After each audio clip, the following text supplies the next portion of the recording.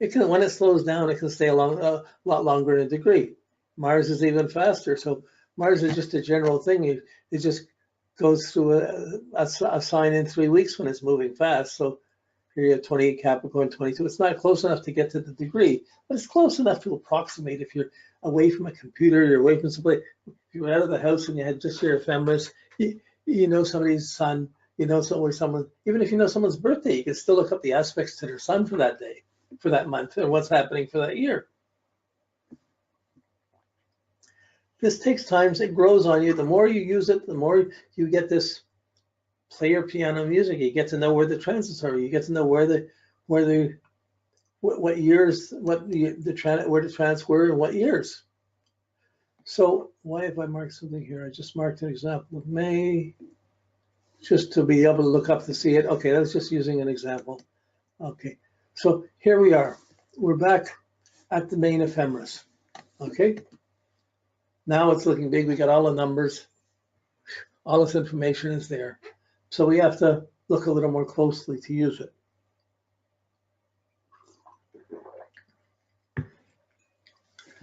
So we're starting. This is 2000 and I got the, well, this is different years, but this is for now. This is for the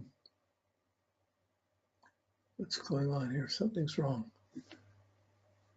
2000. Yes, okay. So this is for 2010. So in this one, we're not going to see. It's not starting from my birth. I thought I had the one starting from my birth here, but I don't. Okay, so you'll see I'm looking for 749 degrees. So I'm looking along here. Saturn, it just finished it in 1999. Saturn squared. Saturn was in Taurus. It was squaring itself. So it goes along. Cancer, Cancer, Cancer. Oh, I don't have this worked here. So if I'm looking at, won't be marked here, but you'll see it. If I look into 2005, in September 2005, Saturn's at 6 degrees. And in October, it's at 9 degrees. So September is the month of where it hit Leo. That was the month of my second Saturn return, Saturn to Leo. I can't believe I don't have this marked. Okay, so we go along. It's a good example, though. We go along, it goes up to 11 degrees in December of 2005. Then we move along, it gets to 8, then it starts going retrograde. 2004, it's 8 degrees. It goes in February, it's 8 degrees, but March, it's 5 degrees. So February of 2004, I get the second hit of my Saturn return, my second Saturn return. Then I move back to 5 to 4 degrees, to 5 to 7 degrees. Now here, June 1st, it's at 7 degrees. So because of that, I know that the Saturn was within a degree of that from May to June. So I would put May, June of 2004 as the date of my Saturn return. Okay, I just of the time of that. So I'd write those down in the lines. Whoops. I would write it down. It wouldn't be at the top line. It would be at the second line where, no, not even at the second. It would be over down 2/3 of the way down the page at the third conjunction. It would be the first one would be, let's just take one that was, let's take the one that was filled in, sorry.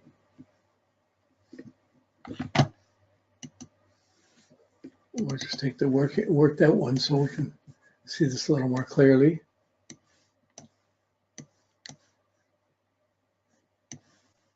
Okay. So we're seeing that we saw the Saturn return came at September of 2005, February 2006, and May, June 2006. So if we go down here, you see September 2000 down on this sheet, on my actual graph, and you go down to you see September 2005, January, February 2006. May, June 2006. So those are put in. If I put those things down and beside it, I have different things that happened at those times. Okay, but I just want you to see that we're putting the dates in. Never mind the stuff going, we'll come to that. But this is how we're filling this. So then the next one is going to be the square and on this one I have the square. I do have the square done in.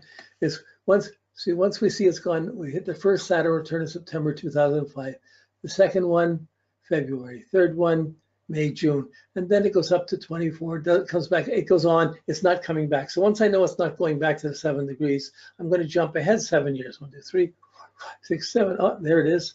It goes into Scorpio, and December of 2012, it's at 7 degrees Scorpio. Moves up to 10, 11 degrees. Moves from 11 degrees back down to 6 degrees. It's between 8 and 6 degrees on May, June of 2013. Then it backs up. It goes back to 6, stays there, and it comes to 6 and 7. August and September, it's back. So it goes back. That's where it comes back and back. So we have those 3 dates. So you see December 2012, April, March 2013, August, September 2013. So you see a 2-month period. But that's what we're trying to get. We're trying to get the information off the ephemeris and off the calendar, to get the calendar dates, to put them on the scale so we know when these exact things have happened. And then once we have this graph made up, we can then write the events that happen in our life, and we can start to make sense out of this pattern. Yeah, it slows it down, but it lets you understand what a lifetime is about. Next one. Okay, so then we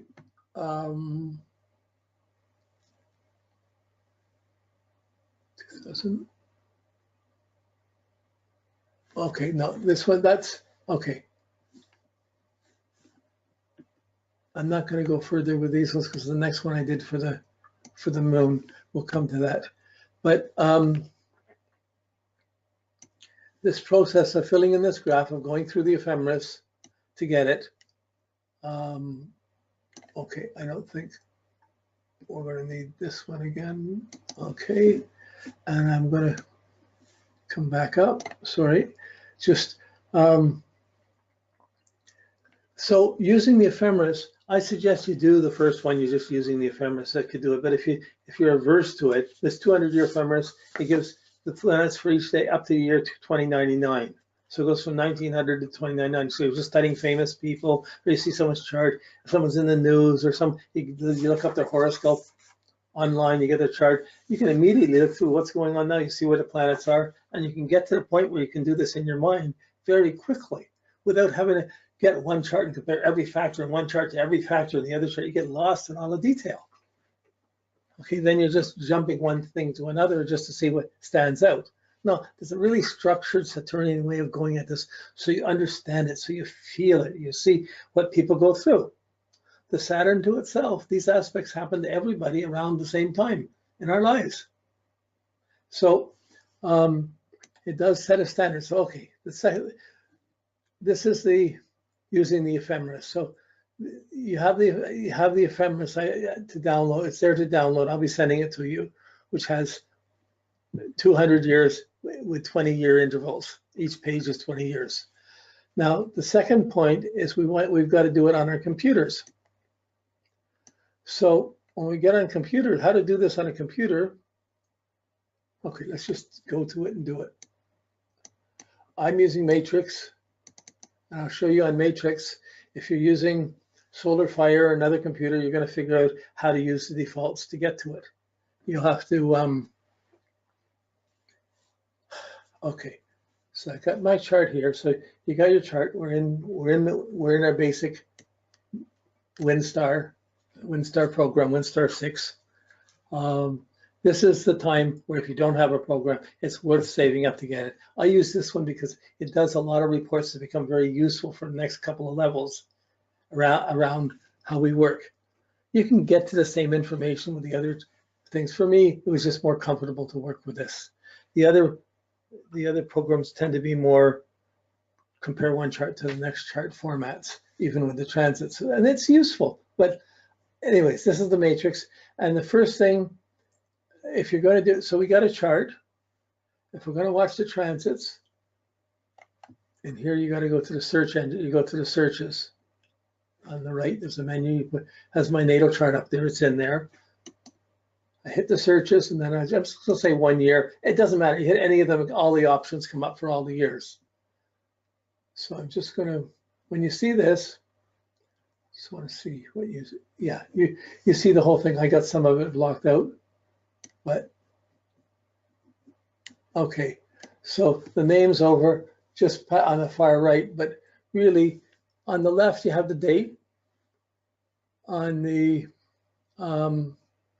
time, the event. This puts all the aspects on here. Transits, the natal, and it shows the transit with every planet aspecting it from the transits into your natal chart, when it's exact, what the degrees they're in, and it tells you square, gives you symbols again on the right here in yellow, and tells you what house they're happening from one house to the next house. This matrix gives you this to look at as a screen. This is too much. We want to cut through this. Okay, so to cut through this, I'm going to make this a little bit smaller. I can work with it. Really, what we want to see is really, I want to see about this much. I want to be able to see the date, the time, the transit. It tells you the type transit, and it gives you the aspect of when it's exact. So this is enough to see. Okay, and then it just repeats the degrees. Oh no, that can do it. That puts degrees in, so we'll go a little bit further here. Degrees of the two positions. Okay, so this is in the search engine comes up, and you're going to do this. Now, there's a ton of searches here. If you've got the matrix or the WinStar, let me know. I have a default program, a PDF that shows you how to go in and set all the defaults for the setup, the colors you want, the aspects you want, set up. But in here, if you scroll down at the very bottom, you can see years, 90 years of Saturn.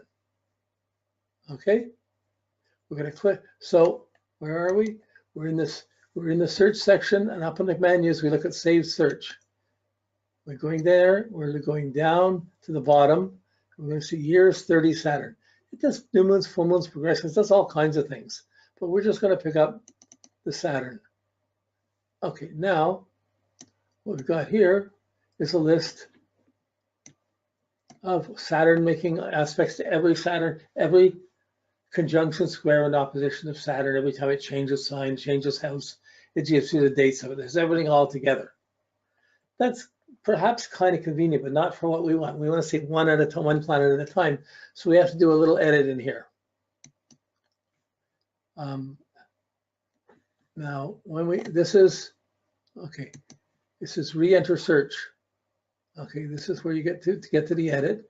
It has the same search we just did. You see searching Saturn to all the planets. Now we're going to go down here into edit. If you haven't got the program, okay, it's good to see how it's done anyways. If you got it, you'll be able to go back over the videos to go over this if you have trouble with this anyways. But we're going to turn off the sign addresses, turn off the house addresses, because we don't want to see when the planets are changing sign. We want to see when it conjuncts squares and opposes and squares and conjuncts Saturn. So there's a Saturn transit, the search planet.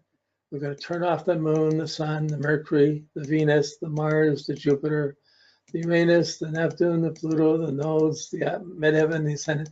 We're just going to leave Saturn, searching to Saturn. Okay, now we could do it just like that, but we have to do one other thing. If we do it just like this, it's going to give you the exact position of each Saturn to Saturn. But we're going to put enter leave. We're going to click on the enter leave. That enter leave is going to give it for 1 degree. It's going to allow 1 degree orb. So you just have these two set up. You click on the enter leave. And under the aspects, it won't be set up to this. It may come up to this. There's all kinds of different aspect sets. Standard. We're going to go to we're at the squares. So the squares really is conjunction squares and oppositions. So we want these squares. So we've got the squares, aspect squares, transits to the natal, enter leave, and then we hit OK. Okay?